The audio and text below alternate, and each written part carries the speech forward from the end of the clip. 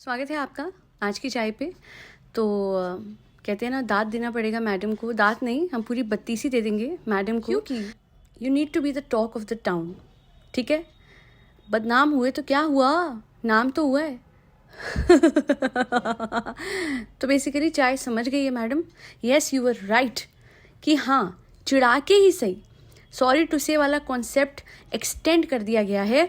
अब मैडम अपने फैशन से चिढ़ाती है और लोग बात करते हैं उन्हीं के फैशन की हर जगह। लीजिए सारे यूट्यूब पे जो बैक स्टेज वाली वीडियोस है जहाँ पे सब लोग अपीयरेंस दे रहे हैं, मैडम का fashion talk of the town है, तो बात होनी चाहिए जी। You get my point. This is her PR strategy. फ़र्क नहीं पड़ता कि इमेज ख़राब हो रही है, फ़र्क नहीं पड़ता लोग फैशन पे क्या बोल रहे हैं, फ़र्क नहीं पड़ता कितना क्रिंज वर्दी है सब कुछ। मैडम मैं सच बोल रही हूँ, ये मेरे शब्द नहीं हैं। मतलब शब्द तो बहुत प्यारे प्यारे हैं लोगों के, बट इतने प्यारे शब्द मैं नहीं उठाती। फिर आप पता नहीं क्या क्या बोलेंगी, है ना। क्या था, कितनी नेगेटिविटी फैलाओगे। Yes guys, yes yes, no no.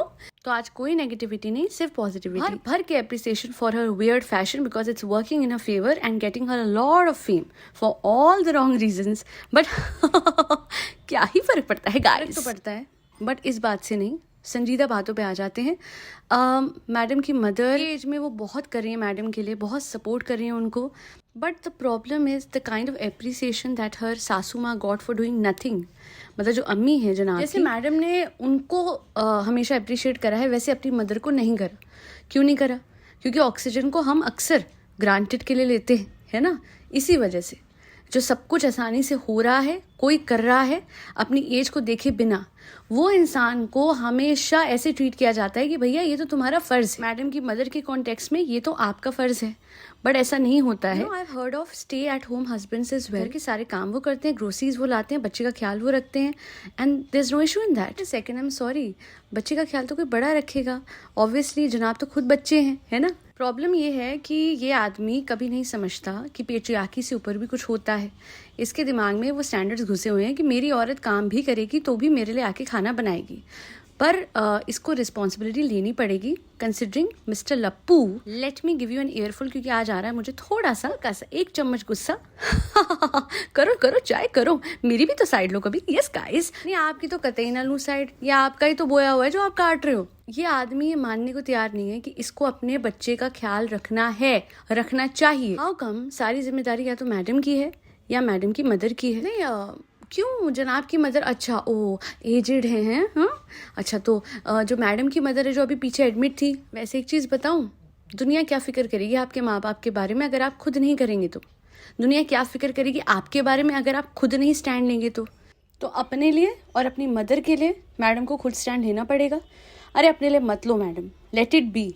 अब तो ये आपकी मजबूरी बन गई ना, ये पूरी फैमिली जनाब एंड फैमिली आप ढो रहे हो इनका बोझ।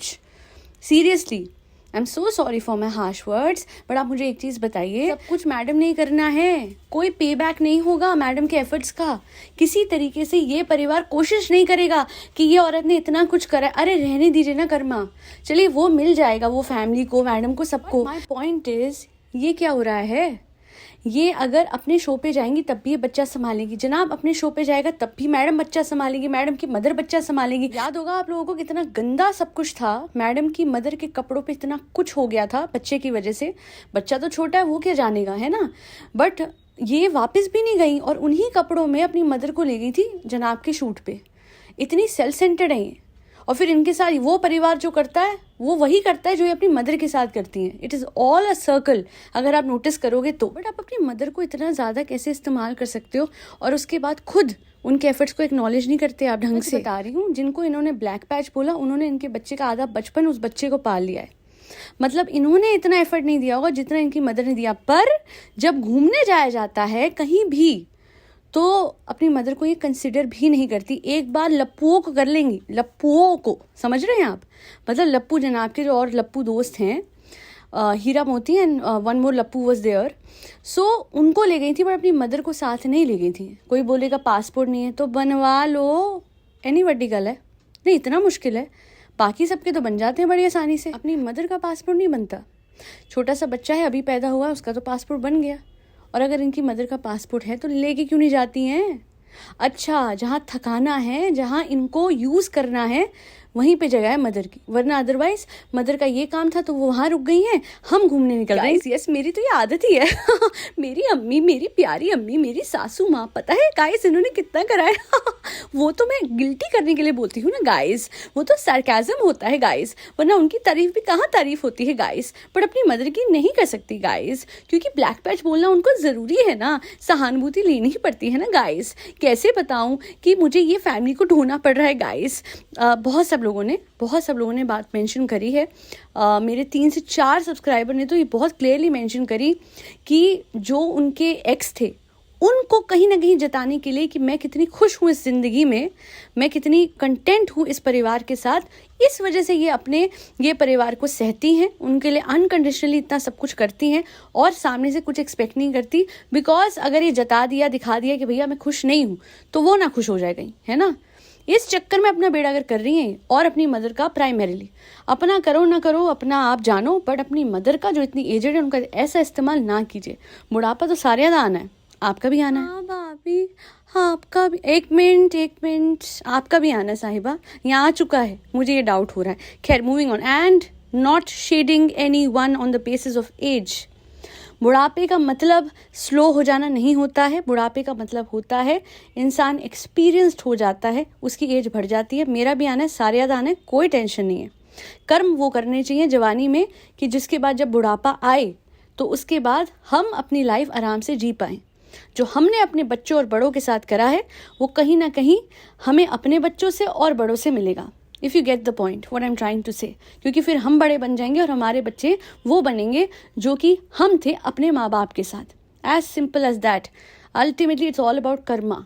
सोच के ना करें तो सब अच्छा करें, फिर सोचना ही ना पड़े। इम्पॉर्टेंट एस्पेक्ट ये है कि वो परिवार से कोई क्यों नहीं आ सकता। मैं तो बोलूँगी नहीं नैनी के लिए, इतने मेंबर्स हैं, मतलब थोक में पड़े हुए नीचे पड़े ही रहते हैं, खाना पीना बैठना। और अम्मी जी की तो क्या ही बात करें, बड़ों को छोटों को प्यार। अरे क्या हुआ, अम्मी जी याद नहीं आती हैं आजकल?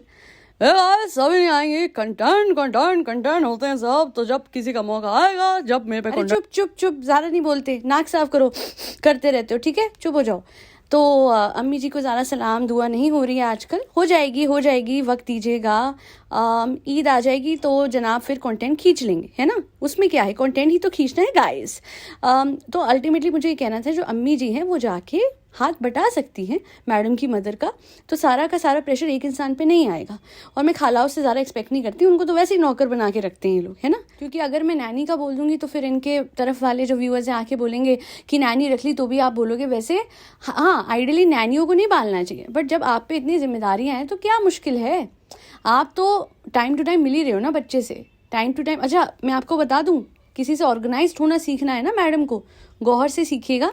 उनके व्लॉग में मैंने देखा है 4-5 क्रू मेंबर्स हैं उनके, है ना, पूरा का पूरा ऑनट्राज है उनका। वाई? बिकॉज उनको पता है इस टाइम पे नीड है। उनकी मम्मा तो ओल्ड हैं, वो तो बहुत ज़्यादा ओल्ड हैं, वो उनके मतलब उनसे वो नहीं करवा रही हैं वो सब कुछ जो मैडम अपनी मदर से करा रही हैं। लेट्स नॉट फॉरगेट कि मैडम की मदर भी बहुत ज़्यादा ओल्ड हैं, एजेड हैं। अगर वो एक्टिव हैं दैट्स गुड, बट ज़्यादा स्ट्रेस, ज़्यादा काम, ज़्यादा एक्सर्शन इस एज में नॉट गुड। और बच्चे को मैनेज करना आसान नहीं है। भरम दादा हैं, दैट्स गुड, थोड़ा सा है मतलब साथ है उनका, पर primarily may be she can do one thing, she can keep a Naini, है ना, और मदर साथ साथ बैठी रहे, ऐसे भी तो करा जा सकता है। Things can be done in a more flexible manner, but अभी वाटर टाइट कंपार्टमेंट्स है, रिजिडिटी बहुत है। एंड मोरओवर एक औरत जो कि बहुत ढीठ बनी हुई है रिस्पेक्टफुली है ना, यस गाइस मैं तो ढीठ हूँ गाइस, तुम हो नेगेटिव, तुम हो फेसलेस नेगेटिविटी हो तो खैर नहीं मैडम, आपको जो चाहे बोलो। जब इतना सब कुछ सहना पड़े और इतने बड़े परिवार को पालने के बाद भी उनसे साथ ना मिले तो फिर बंदा तो फ्रस्ट्रेट होगा। You can go ahead.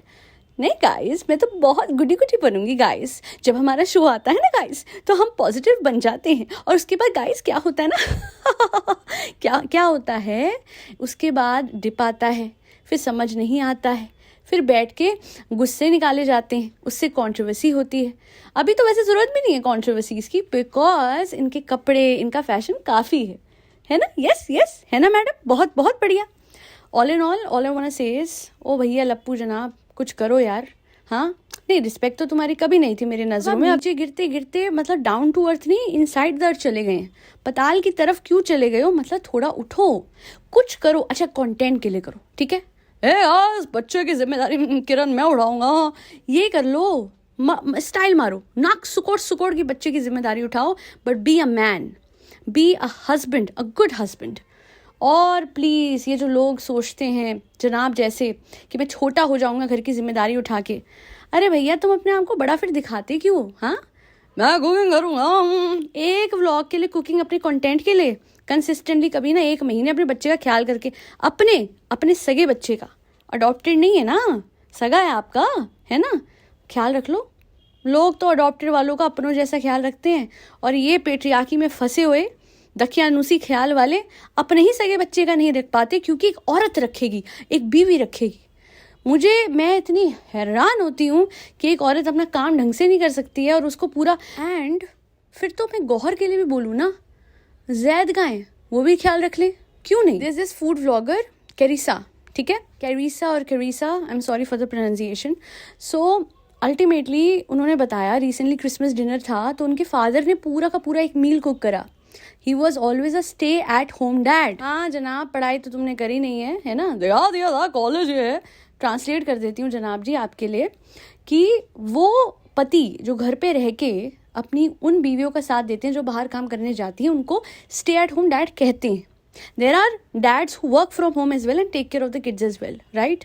So equal opportunities and equal responsibilities, यही है जो कि करना पड़ेगा अब हर किसी को। And it's a compulsion, it is a compulsion, not a choice. Why is it always a compulsion for every woman to take care of a child and not for these lappus, people like him? Not everyone, no, I'm not generalizing, but ये जो लप्पू होते हैं, वो आएगी, खाना बनाएगी, वो आएगी, बच्चे का ख्याल रखेगी, वो अपना शो भी करेगी, उसको थकान नहीं होती। really मतलब it's a sad state of affair for her, बहुत ही ज़्यादा। ये करके गाइज मैं सारे झेप मिटा लेती हूँ। So all in all madam please tell your लप्पू to take care of your प्यारा सा बच्चा, बहुत बहुत प्यारा है वो बच्चा, बट डेफिनेटली वो घर पे रहे, एक कियोटिक एनवायरनमेंट से दूर रहे। और हर कोई इन्फ्लुएंसर अगर अपने हस्बैंड को बोले जो घर पे बैठा हुआ है बिना काम के कि भैया बच्चे का ख्याल रख लो, तो इसमें कोई दो राय नहीं है कि this is a very good thing. It will give a very good message within our society. वरना तुम्हारा इन्फ्लुएंस फिर मान के चले तो औरत बाहर काम भी करे, बच्चे को साथ भी ले जाए और सारी जिम्मेदारियां उठाए और आके खाना भी बनाए। इवन तो लाखों करोड़ों वो कमा रही है, बट उसने झुक के रहना है ना, सर झुका के चलना है अपने हस्बैंड के साथ। सही इंसान होगा। उस दिन मेरी एक सब्सक्राइबर उन्होंने कहा था कि हमारी इंट्यूशन जो अंदर से आती है ना, उससे हमें समझ आ जाता है कौन सही है। तो जो सही होगा ना, हाथ पकड़ेगा और सर उठा के दोनों मियाँ बीवी चलेंगे, बराबर रिस्पॉन्सिबिलिटीज़ निभाते हुए और साथ ही साथ अपने मन की लाइफ अपने मन से जीते हुए। आज के लिए इतना ही। इसी पॉजिटिव नोट पे पूरी करती हूँ इस पॉडकास्ट को। साल की आखिरी पॉडकास्ट होगी ये, और उसके बाद एफर्मेशंस आएंगी। और ये जो मतलब इस टॉपिक पे तो साल की आखिरी पॉडकास्ट है। इतना साथ देने के लिए पूरे साल मेरा बहुत ही शुक्रिया आप सबका। मेरी यूट्यूब फैमिली इतनी होलसम है कि जब ओपिनियन दिया आपने कमेंट सेक्शन में तो इतना अमेजिंग सा दिया कि लगा कि हाँ यार वर्थ इट है आप लोगों को मेरा वक्त देना, क्योंकि आप भी तो भर भर के वक्त देते हैं, फीडबैक देते हैं, कमेंट्स देते हैं, अच्छाइयाँ करते हैं, मुझे इतना बढ़ाते हैं, मेरी आवाज़ को सराहते हैं और मेरा साथ इतना देते हैं कि उसका कोई जवाब ही नहीं है। थैंक यू सो मच, दिल से शुक्रिया आप सबका इतना साथ देने के। और कभी किसी ने मुझे कुछ बुरा भी बोला हो ना, यकीन मानिए मैं बुरा नहीं मानूंगी। आप मेरा अच्छा ही चाहते होंगे, क्योंकि अगर बुरा बोला ऐसे कि दिल नहीं दुखा पर मुझे कोई सीख मिली तो मतलब आप बुरे नहीं थे, मेरा बुरा नहीं अच्छा चाहते थे। आप सबका वापस से शुक्रिया।